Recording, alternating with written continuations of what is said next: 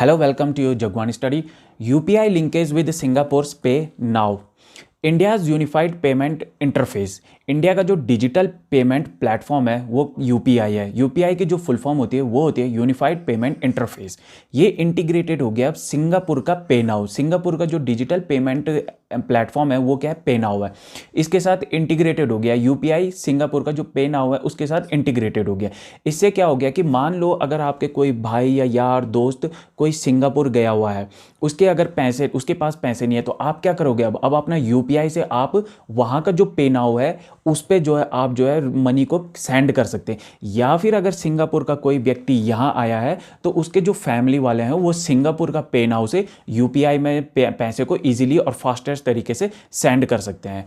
तो faster and more transparent remittances between two countries. अब देखो, सबसे पहले रेमिटेंसेज का मतलब क्या होता है। रेमिटेंसेज का मतलब होता है मनी जो आप किसी को दे रहे हो, ठीक है ना, बट उसके बदले में आप थोड़ा किसी को क्या दे रहे हो, कमीशन दे रहे हो। मान लो यहाँ पे फर्स्ट पर्सन है और यहाँ पे थर्ड पर्सन है, आपने इसको पैसे देने हैं, बट आप क्या करोगे, ये जो सेकंड पर्सन है, अगर मान लो आप इंडिया में और सिंगापुर में, तो आप क्या करोगे, इसको बोलोगे कि यार मेरे पैसे सेंड कर दे, या तू अगर सिंगापुर जा रहा है तो तू मेरे जो यार दोस्त है उसको पैसे दे देना। ये बोलता है ठीक है पर मैं कमीशन लूंगा। कितना लूंगा, थोड़ा सा लूंगा। बस इसी को बोलते हैं, ये जो थोड़ा सा कमीशन लेकर ना, इसी को हम रेमिटेंसेस बोलते हैं।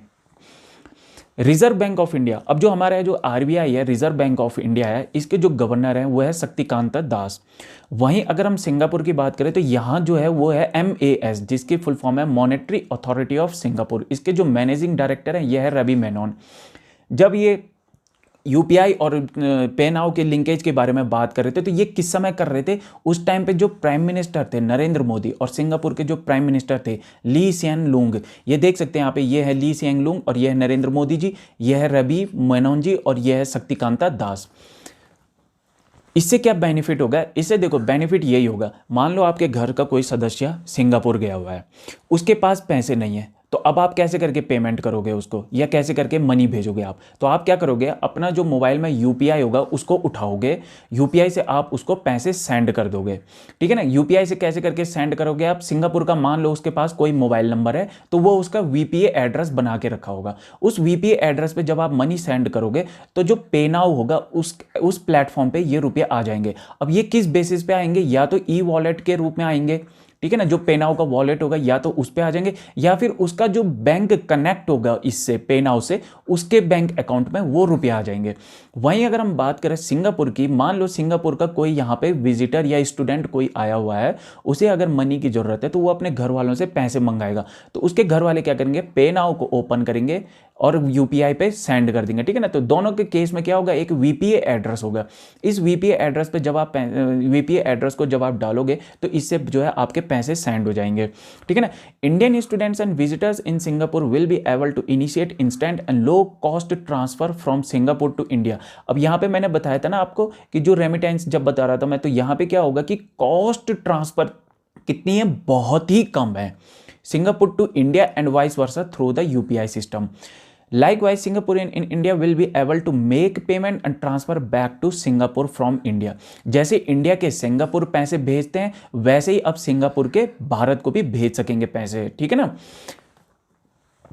पे now is the equivalent of UPI in Singapore. जो पे नाउ प्लेटफॉर्म है ये ऐसे ही है सिंगापुर में जैसे कि हमारे इंडिया में यूपीआई है।